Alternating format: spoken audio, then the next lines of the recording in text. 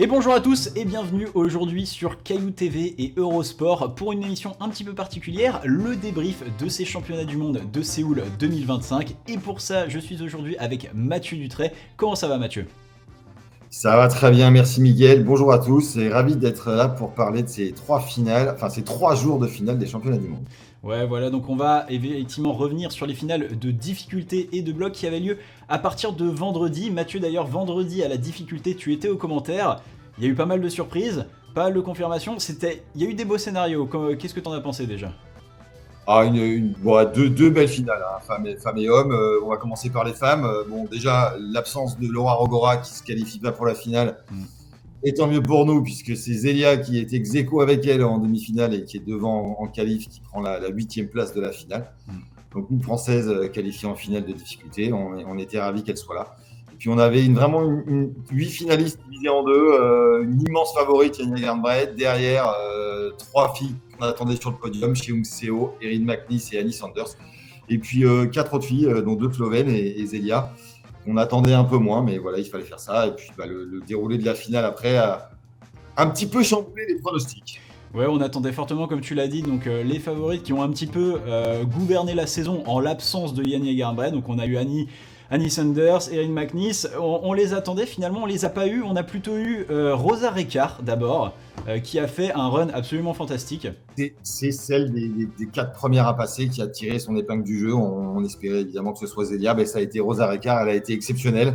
Elle a abordé la voie du bon côté, elle a eu un rythme incroyable. On l'a voyant grimper, on s'est dit c'est une voie qui va vite pour une fois, il n'y a pas de problème de chrono, tout va bien se passer. Après, elle fait vraiment le taf et ça s'est vraiment confirmé, surtout quand on a vu passer derrière Erin McNeice et Annie Sanders. La seule finalement qui a entre guillemets tenu sa place, c'est Seung Cheo, la coréenne, qui tombe exactement au même endroit que Rosa Reccar. Alors, une polémique, mais voilà. C'est entendable, c'est débattable aussi, puisque effectivement Rosa Reccar et Cheung Seo qui tombent exactement sur le même mouvement. Alors la coréenne va un peu plus rapidement, va presque en dynamique sur cette deuxième prise. Elle prend main droite en épaule la première, elle relance directement. Rosa Reccar vient vraiment verrouiller en épaule et prend la porte petit à petit avant de lancer. Les juges ont voulu valoriser ça. Ouais. Qu'est-ce que t'en penses ? Après, il y a des codes de comment les juges prennent des décisions. C'est vrai qu'il y en a une qui enchaîne 2 mouvements de suite, une qui en fait qu'un. Bon, ils valorisent ça, pourquoi pas. Voilà. Et puis surtout, on va revenir évidemment sur la dernière à passer, Janja Garnbret. Elle était immense, j'allais dire comme d'habitude, mais qui a été exceptionnelle dans cette voie de finale. Elle, pour le coup, elle a montré sa supériorité dès le début en faisant des vraiment en étant vraiment facile dans les mouvements. Alors, elle a un peu ralenti à la fin. Quand elle arrive en haut, là, elle a pris son temps. Elle a attendu que le chrono défile là, pour toper la voie. Mais c'était intéressant de voir cette faculté qu'elle a non seulement à gagner, mais en plus à mettre un point d'honneur à toper la voie. Et elle l'a encore pris une fois. Ouais, et on l'a vu, le gros soulagement de Janja Garnbret en haut de cette voie. 9e titre de championne du monde pour elle, 3e en difficulté. 3e en difficulté, donc voilà la Slovène qui rayonne comme jamais sur ce circuit compétitif. On ne savait pas, on se disait qu'après une saison de pause, peut-être qu'il y avait une espoir de la faire tomber, mais ce n'était pas le cas. Première, Janja Garnbret, 2e, Rosa Reccar, 3e, Cheung Seo. Et 6e, Zélia Azun, française qui a quand même fait une très belle performance. Et d'ailleurs, dans la finale homme, juste après, on retrouvait un autre français avec un patronyme assez similaire, Sam Afzou, qui s'était qualifié à la première place des demi-finales. Ouais, le grand frère qui est l'inverse de Zélia, le grand frère de Zélia, s'était qualifié lui en première place en demi-finale. Zélia, elle passait première, Sam, il passait dernier. Donc c'est vrai qu'il a fallu attendre longtemps dans cette finale pour savoir comment allait pouvoir s'en sortir Sam. On va pas faire de mystère, ça s'est moins bien passé que prévu. Sam qui commet une erreur, un des passages un peu délicats de la voie. Ils sont 2 à tomber sur ce passage, et pas des moindres. Donc Sam Afzou et Jacob Schubert, qui n'était pas forcément aussi un des immenses favoris. Une erreur, hein. Ils ont mis le pied gauche là où il fallait mettre le pied droit. On résume, mais en gros c'est comme ça que ça se passe. Derrière, c'était serré, une finale avec quasiment 7 finalistes qui pouvaient monter sur le podium. Incroyablement serré, et c'est le coréen Do Young Lee qui s'en sort en se mettant un très très fort combat dans les 3 derniers mouvements. Incroyable, parce qu'une voie finalement assez résistante. Et au final, c'est un bloqueur qui l'emporte. Alors on l'a vu, il était pas bien Do-Yoon hein, sur les dernières prises. Ça s'est joué vraiment sur les 3 dernières en arrivant sur des anneaux jaunes. Et on l'a vu pas bien. Il a pas réfléchi, il a envoyé, il a tenu, il a renvoyé directement pour aller choper le petit plus et égaliser Satone Yoshida. C'est passé, mais c'était tendu jusqu'au bout. Bon, il sait aussi faire de la diff. Hein. C'est pas la première fois qu'il était en finale. Non, mais c'est vrai qu'on l'attendait peut-être pas. On l'aurait pas donné favori quand même. C'est vrai. L'immense favori, de toute façon, c'est simple. C'était Sorato Mraku. On n'en a pas parlé, mais il s'est arrêté en demi-finale. Une petite erreur pour se qualifier. Il n'est pas présent en finale. Et donc, on avait beaucoup de favoris. Hein. Le champion olympique de Tokyo, Alberto Rines Lopez, on l'a dit, Jacob Joubert. Et puis, plusieurs Japonais. Et donc, à l'absence de Sorato, c'est Satone Yoshida qui a fait une saison remarquable, qui a été là pour prendre cette médaille d'argent. Et comme on l'a dit, c'était extrêmement serré. Et Satone Yoshida qui... Ouais, Satone Yoshida, lui, toujours très régulier, au contraire, dans la saison. Pas forcément toujours premier, mais toujours très très régulier. Au contraire de son compatriote Taisei Oma, qui lui était absent quasiment cette saison, qui a fait 2 demi-finales, tu le disais, et qui l'année dernière était pareil, un petit peu en deçà de ce qu'il avait montré en 2023. Il revient sur le podium au meilleur des moments. Et ça nous donne un podium Do-Yoon Lee, Satone Yoshida, Taisei Oma, 100% asiatique pour la difficulté homme.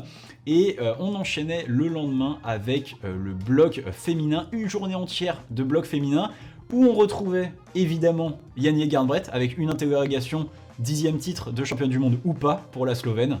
Alors ça a été, il a fallu attendre la fin, le 4e bloc, pour savoir si Janja Garnbret elle allait collectionner un titre de plus en bloc. Ça commence, on commence par les 3 premiers blocs, on va y aller directement. Où Oriane, elle est parfaite. Elle fait les 3 premiers blocs flash. On peut pas faire mieux. Et puis derrière, Janja, elle fait un petit peu ce qu'elle fait de moins bien aussi, c'est-à-dire qu'elle fait des essais un peu bêtes dans le premier bloc.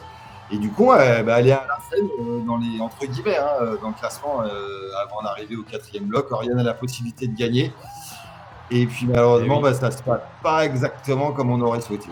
Elle a 2-3 runs, la française, elle le sait, je pense qu'elle est 2 runs seulement, donc elle est quand même 3 runs devant Janja Garnbret. De toute façon, dans ce bloc physique, elle pouvait pas en mettre plus que 2, elle l'a très bien compris, elle en fait un, elle trouve une méthode assez folle, mais assez magnifique aussi, avec un talon en bat hang, un talon les pieds en premier dans cette prise, essayer de se retourner pour renvoyer la main droite sur le top.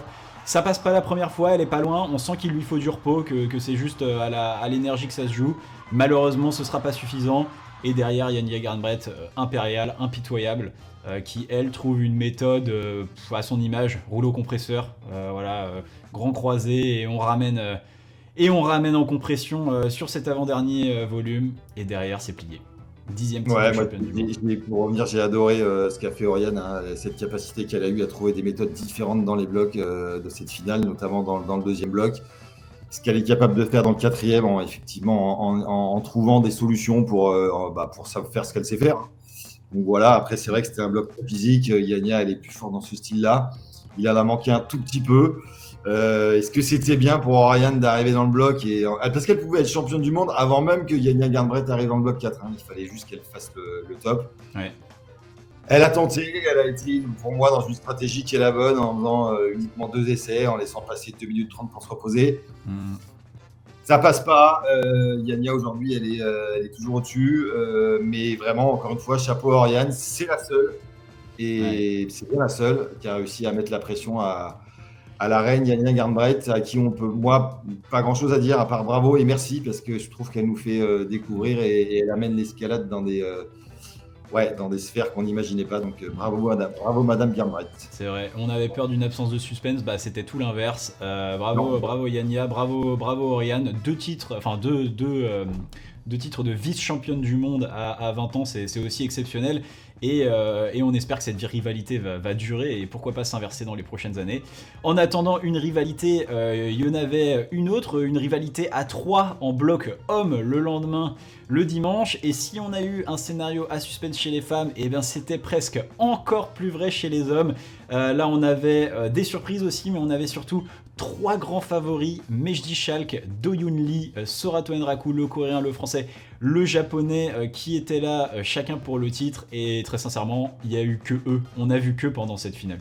Ouais, on a vu que, alors on peut dire qu'il manquait Toby Roberts, l'anglais qui a traversé comme son ombre ces championnats du monde, un peu à l'image de sa saison avec des hauts et des bas. Ouais. Bon là, il n'y a eu que des bas, pas qualifié en demi en diff, pas qualifié en finale en bloc. Bon, on espère retrouver Toby Roberts en pleine forme en 2026. Mais les trois autres, entre guillemets, jeunes, ils ont fait le taf. Le seul derrière qui a réussi un peu à suivre, c'est Tomohiro Narazaki, à l'expérience. Voilà, qui aime bien les championnats du monde, puisqu'il est quand même double champion du monde. Et les trois, bah, ça a été exceptionnel, hein, un combat dans tous les blocs. Ils arrivent, il y en a encore 3 qui peuvent gagner en arrivant dans le dernier bloc. Et même scénario qu'avec les femmes, c'est Mejdi Schalk qui arrive le premier dans ce bloc 4. Il a la victoire au bout. Il a la possibilité, s'il fait le bloc, de devenir champion du monde avant même que les autres grimpent dans le bloc. Malheureusement, le scénario s'est répété, en tout cas pour le français et la française. Donc Mejdi qui a été incroyablement consistant dans toute cette compétition de bloc et qui malheureusement n'arrive pas à faire le dernier mouvement de ce 4e bloc. Il ouvre la porte. Do Yoon Lee, il n'arrive pas à passer par la porte. Non, on a cru pendant un moment, pourquoi pas Do Yoon Lee, double champion du monde. Et non, le coréen qui tombe sur le même mouvement que Mejdi. Et derrière arrive Sorato. On avait déjà stressé pendant 5 minutes. On a restressé pendant 2 minutes 30, 3 minutes. Il rate un premier essai. Mais derrière, méthode différente. Il monte le pied avant de venir retourner la main. Et ça s'est avéré payant. On le voit, la jambe tremble. On était beaucoup à espérer qu'elle lâche. Elle n'a pas lâché. Et Sorato qui vient remporter ses championnats du monde 2025 de bloc. Bon, c'est mérité. Non, c'est mérité. Alors après, oui, techniquement, il y a une petite différence de méthode. Hein. Lui, il garde, on le verra quand il a la main gauche sur la prise de zone, il garde la main droite en épaule.